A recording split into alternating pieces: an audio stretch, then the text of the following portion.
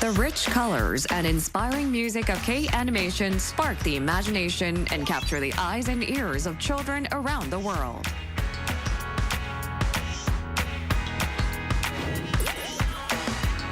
Non-violent Korean animation that focuses on good influence.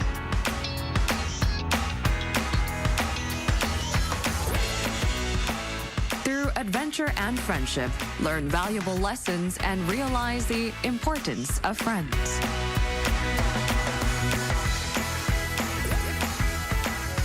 Covering topics such as family, friends, and courage, they help children learn how to interact with the world. Embark on imaginative adventures with new friends and dream together. K-Animation's special stories will warm your heart.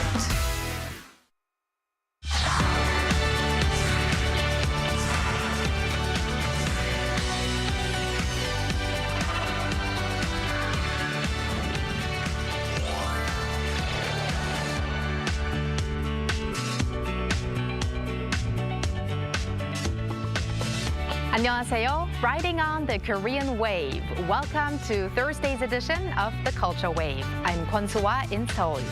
Explore with us Korea's culture from all aspects and stay up to date with K-entertainment, K-exhibitions, K-food, K-everything. And before you know, you'll be booking your flight to Korea.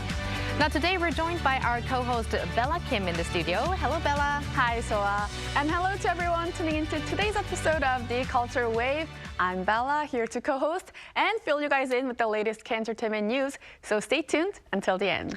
Right, looking forward to your K-enter news. And we also have a chat coming up with a power influencer in the Philippines. But before that, Bella, what would you recommend to people, like activities to do in this cold season, but for those who maybe are not really into outdoor activities? The first thing that pops up is movies, going to the movies, or it's the end of the year with the holiday season. There's a lot of performances like musicals or even exhibition like you mentioned in your opening. Right. Glad that you mentioned that, exhibitions, because in our upcoming report, we will be introducing various art exhibitions that feature very renowned artists' masterpieces, and that's here in the capital, Seoul, at 2 different locations, and even in Jeollanam-do Province's Dochodo Island. Wow. So let's take a closer look at this report. Artworks of master European artists are being exhibited in Korea, from Egon Schiele's disturbing self-portraits that will attract enthusiasts to the masterful display of Caravaggio's paintings that shaped the Baroque art movement. Ian Jin has the details. The signature gold in Gustav Klimt's paintings disappeared in his later works after his so-called golden phase. As a leading figure of the Vienna secession movement and its pursuit of artistic freedom, Klimt perceived gold as not only a metaphor for luxury, but a means of revolution. The Vienna 1900, the Dreaming Artists Special Exhibition, presents a comprehensive collection of 191 works of late 19th century artists from Vienna, from Gustav Klimt to Egon Schiele. This exhibition offers a multidimensional view of the shift towards modernity and the search for new forms of expression, held at the National Museum of Korea until March 3rd of 2025. A large-scale collection of works from the Leopold Museum will be unveiled in Korea for the first time. We've carefully selected 191 works to show the essence of Vienna's transition into modernism. The exhibition includes 46 pieces of artwork by Egon Schiele, famous for his disturbing self-portraits, swelling great anticipation among Korean enthusiasts. Italian painter Caravaggio displayed masterful use of intensely contrasted light and dark in his paintings. His subjects were highlighted in piercing beams of light against dark, shadowy backdrops. He inspired a generation of painters across 17th century Europe and ignited a transformative wave that shaped the Baroque art movement. The Master of Light Caravaggio and his descendants displays 57 masterpieces of Baroque-era contemporaries at the Hangaram Art Museum of the Seoul Arts Center until March 27th of 2025. 10 of the artworks are of the controversial genius himself, marking the largest number of his works ever displayed in Asia. In Europe, Caravaggio is praised as one of the three greatest painters, alongside Michelangelo and Leonardo da Vinci, but he is not well known in Korea. One fun approach to the Caravaggio exhibition is comparing his original paintings with the paintings of his stylistic followers. Icelandic-Danish artist Olafur Eliasson, known for his ongoing exploration of the natural world, has unveiled his new work, Breathing Earth Sphere, in Sinan County in South Jeolla Province as part of the county's public art project. The Sinan Art Island project aims to transform each of the county's 1,004 islands into an art destination. Installed at the peak of Tocho Hydrangea Garden, visitors can walk into an immersive artistic experience, where colored tiles transition from earthy red hues at the bottom to verdant greens at the top, mirroring the natural progression from soil to plant life. 이은진, 아리랑 뉴스.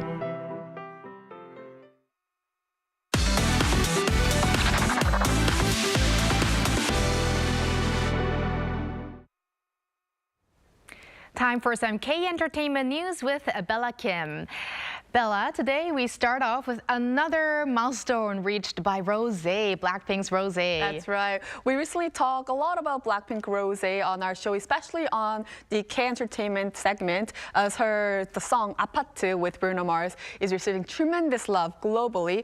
While Rosé has reached another milestone. She landed 2 tracks on the US Billboard Hot 100 chart with her solo songs 아파트 and Toxic Till the End.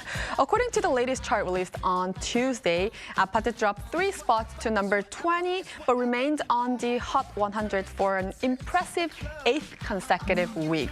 Her new track, Toxic Till the End, debuted at number 90, and both of these songs are from Rosé's first full-length album, Rosie, which was released on December 6th and entered the Billboard main album chart, Billboard 200 at number 3. With these records, Rosé became the only K-pop female artist to enter the single-digit spots on both of the Billboard charts, which was Billboard 100, Hot 100, and the Billboard 200. You know, once the album was out, I knew that some other tracks will make it on the list. And Definitely. Toxic Till the End is one of my favorites on the 12-track album. And the music video, everyone should check it out. It's definitely. beautiful. And Bella, we have another exciting K-pop story. That's right. BTS J-Hope has achieved the remarkable distinction of being ranked as the most influential artist on Instagram. Hype Auditor, a platform that analyzes and ranks influencers across various social media platforms, officially announced this milestone. This ranking places J-Hope at the top of artist category on Instagram, making him the most influential artist, not just in Korea, but globally. J-Hope first made his Instagram account back in 2021 and now has over 50 million followers. He received an engagement rate of excellent, which is the highest rate, and a follower growth rate of good, showcasing that his ability to maintain a loyal fan base. And what's also remarkable is that J-Hope spent most of this year in the military service, mandatory military service, fulfilling his service. So it definitely shows how influential he can be globally in such a short period of time. Right. I mean, I think I started my Instagram account much earlier, but why do I have not as much followers? But I mean, BTS, their popularity has often been attributed to their communication on social media. Right. So I'm not really surprised that a member of BTS actually has been ranked with this achievement. On the other charts as well, with the Instagram, there were, various other BTS members. We could see other members as well. Of course, Definitely. I can imagine. All right, Bella, now we move on to a story about an actress. Yes, that's right. Korean actress Kim Tae-ri will introduce the charm of hanbok, Korea's traditional clothing, to the world through New York Times Square billboards. On Wednesday, the Ministry of Culture, Sports and Tourism and the Korea Crafts and Design Foundation announced that Kim's video modeling hanbok would be released on a billboard in New York Times Square on Christmas Eve, December 24th. The ministry has been leading the K-Wave collaborative content planning and development in hanbok since 2020 to extend the global influence of Korean wave by incorporating this traditional culture.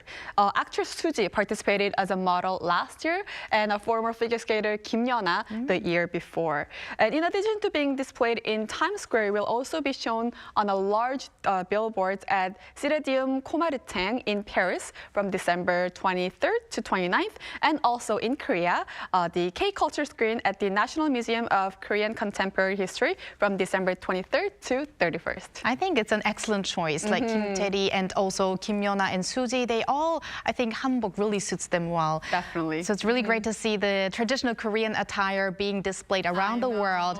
But speaking of Kim Tae-ri, you have another exciting news about her. Yes, definitely exciting news for her. Kim Tae-ri claimed first place for Most Active Talent of the Year with 11.9% votes, surpassing many other renowned actors. Kim showcased her deep acting skills in her recently aired drama 정년이, where she portrayed the role of Yoon Jung-yeon in a national theater troupe. The drama is set in the 1950s and focuses on the theme of competition and solidarity as the character grows. And for this role, Kim Tae-ri actually prepared over a year practicing pansori, which is a Korean traditional music, dance, and also national theater acting to perfect that character that she played. And her dedication elevated the quality of work. And of course, it was one of the most talked about dramas of the year. It was. That's also why we actually talked about that with an expert before on the Culture Wave. So the impact of this drama seems to be lasting. Definitely. But Bella, also, there are other people who made it on the list. So after Kim Tae-ri, actor Kim Soo-yeon, who made a powerful impact in the drama 눈물의 여왕, the Queen of Tears, made second place with 11.7% of the votes. And his co-star Kim Ji-won, of course, made third place with 8.9% in the vote as well. She featured in the same drama as Kim Soo-yeon in The Queen of Tears.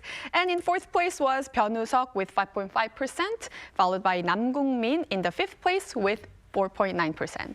All right, congrats to all of them. Yes. And thank you, Bella, for all those Enter News. You're welcome. And now time to go over to our AI anchor, Ari, for other exciting culture-related news. Join us on the Culture Wave AI News as we dive into Korea's cultural highlights. Let's get started with today's top story. The New Contents Academy unveiled its latest innovative projects during a two-day event in Seoul this week. The Academy is dedicated to fostering tech-integrated talent essential for the rapidly evolving content industry. 8 leading companies in the industry, including Arirang TV, KBS, and SM Entertainment, collaborated with 26 teams from the Academy's 2024 short-term program to present their joint creations. The event highlighted cutting-edge VR games, AI-driven films, and interactive exhibitions developed by 150 emerging creators. A special master class event featuring veteran artist Yoon Sang was also held. Suwon Hwasong Fortress and the nearby Hingkungdong area have been recognized as Korea's top tourist destination of the year. The announcement was made by the Culture Ministry and the Korea Tourism Organization. At the 2024 Korea Tourism Star Awards, Suwon Hwasong Fortress and Hingkungdong were recognized for blending rich cultural heritage with vibrant local culture, particularly through its historic alleys, some of which served as filming locations for popular K-dramas. The Daegu Gansong Art Museum was honored as the Emerging Star of the Year, while Siheung Gekgor Ecological Park was named Korea's top inclusive destination. A series of vibrant light festivals will illuminate downtown Seoul this winter. The Media Art Festival Seoul Light DDP 2024 Winter officially opened today in Dongdaemun, featuring various side events. A countdown event with performances, fireworks, and laser shows is also set for December 31st. The Seoul Light Gwanghwamun 2024 Festival has also kicked off at Gwanghwamun Square, showcasing works by world-renowned media facade artists. The festival blends Korean tradition with stunning light art, offering a unique and captivating experience. That's all for now. Stay tuned for more cultural updates and engaging discussions coming your way.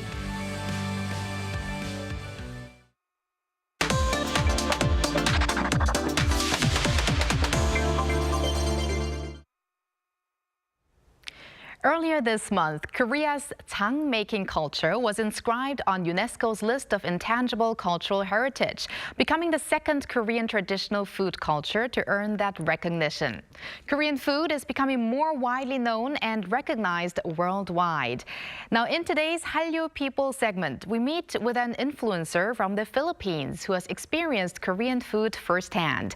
We are now joined by food content creator Abigail Marquez, or known as Abby Marquez, like her YouTube channel name that boasts 1.6 million subscribers. Hello, Abby. Hi, Abby. Hello. 안녕하세요. 안녕하세요. All right, Abby, thanks for joining us. So first and foremost, you just recently visited Korea earlier this month for a temple food familiarization tour. So how were you invited to this event, and how was the experience of being at a Korean temple up close? So I was invited by the Ministry of Culture, Sports and Tourism. The experience was fascinating because in the Philippines, there's a lot of the pop culture from Korea, but not often do we get to experience or see the other side of the culture as well, like the cuisine, the vegetarian cuisine, the temple culture of it. And being there, I was being like a sponge and just trying to learn what I can pick up from this new thing, which is your culture for making jang or preserved food and just making vegetables delicious. Because in the Philippines, we are very much meat eaters. And my relation with Korean food is whenever I want to eat more nutritious or food, a lot of vegetables, I would go for Korean food, and just seeing basically a master of making vegetables really yummy, and also the practices that revolve around food, drinking the tea and meditating while enjoying the tea, and seeing the blocks of soybeans drying out outside of the temple. That to me was really amazing.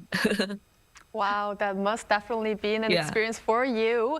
Now let's talk about food itself. What kind of food did you make, and how did you like the food? So at the temple, we made gochujang, which is, from what I understand, it's a red pepper paste, fermented red pepper paste. And we ate a lot, actually. But what we made were liquor, makgeolli, and soy sauce and doenjang, like what you're seeing in the video right now. Super fun process. We saw these huge lots just filled with hundreds of pots containing soy sauce and doenjang. And that to me is also really fascinating because soy sauce is one of the Filipino staple condiments. And I've never seen how to make it or even made one myself. So actually, when I had this experience, I posted a photo of myself with wearing the hanbok and making the soy sauce on social media, and people were already connecting and relating to it. Like, I saw this in Love Next Door. Can I also do this when I go to Korea? And it just made them really excited because they found something like mutual with Korean, the Philippine food.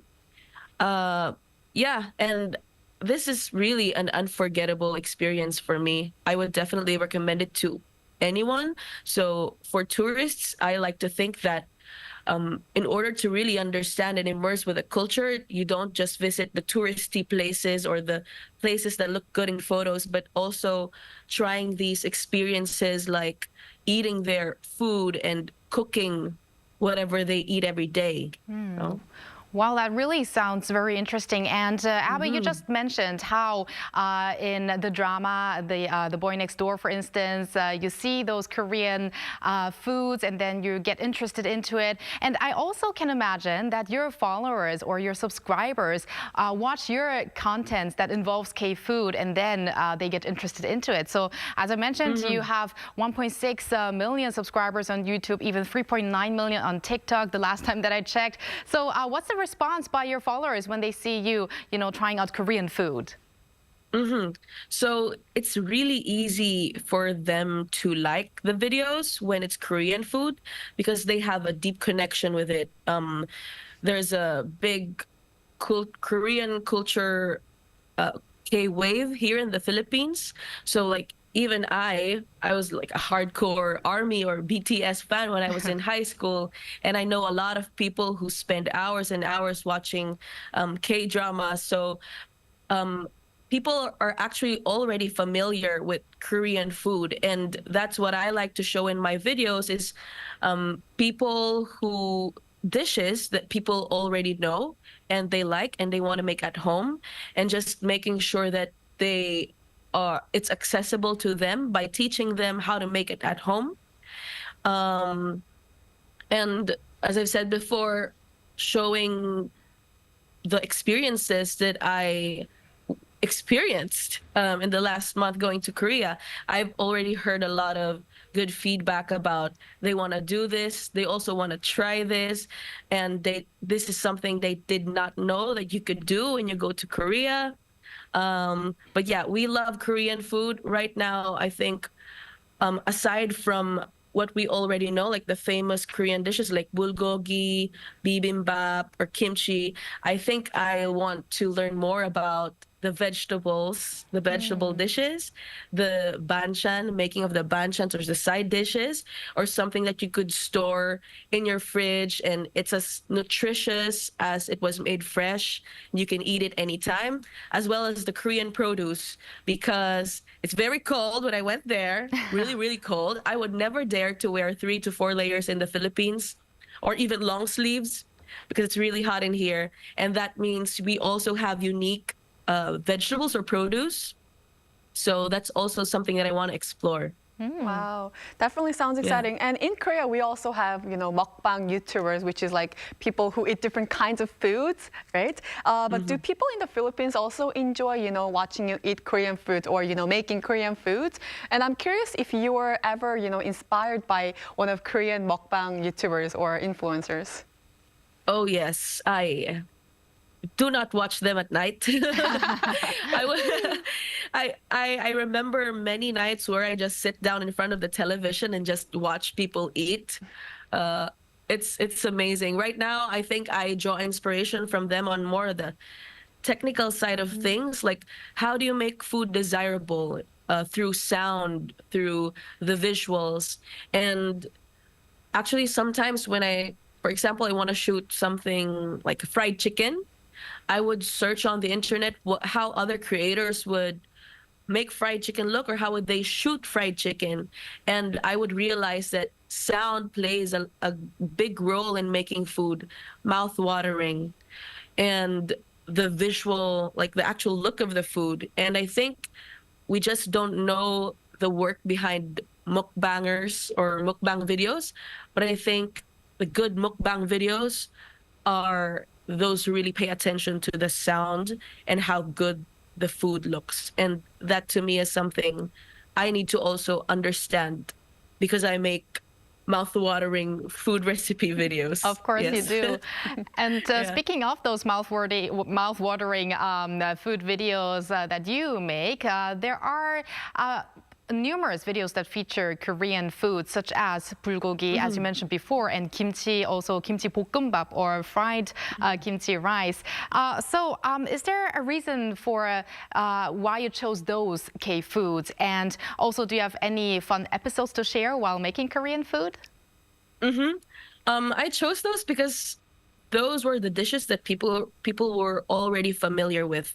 And that's one of the qualifications when I try to decide what recipes to cook in my videos.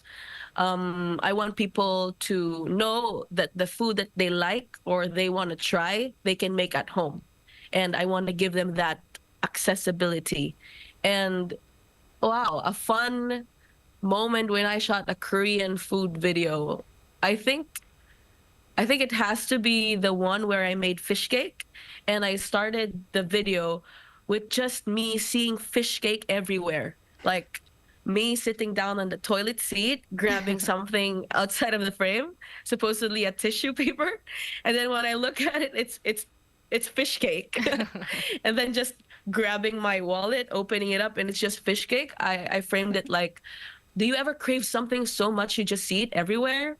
And to me, that was stir-fried fish cake. Oh, So creative. definitely try different Yeah. kinds of food, from fish cake, bulgogi, and kimchi.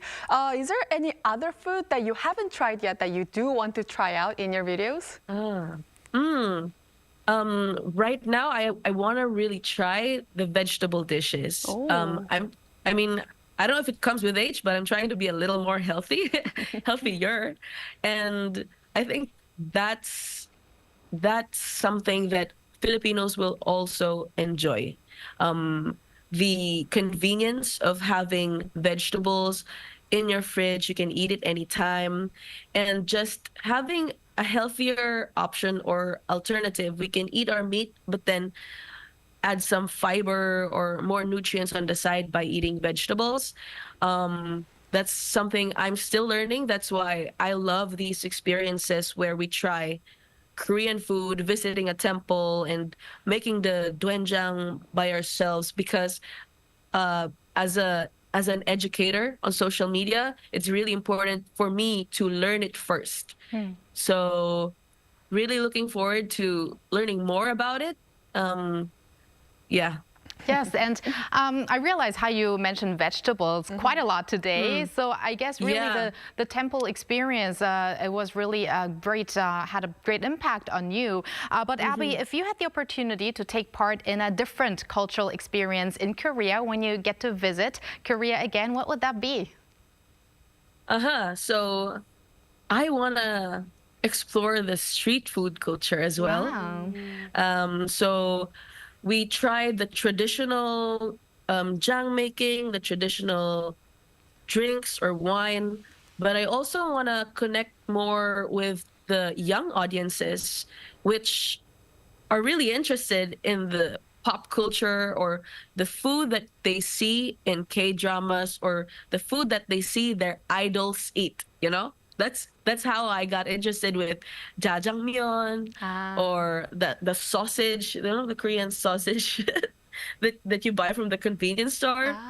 And I think that will really do well in social media because my audience is actually a lot of young people. So right now, my challenge is actually trying to find a way to make tradition and culture really interesting for young viewers as well. But I think no brainer, it will be really fun to just eat a lot of street food, eat a lot of the new, like more modern Korean food. Yeah. Right. I would love to join you when you try out the street I food here know. in Korea and make a new video. But thank you very much, Abby, for your talk with us today. Looking forward to your future content and hope you'll get the chance to visit Korea again soon. Thank you. All right. And Bye. thank you, Bella, as always. We'll see you back next week. Yes, see you back next week. Thank you for spending the past half an hour with us on the Culture Wave, and hope you join us again on Friday at 2 p.m. Korea time and maybe one day here in Korea.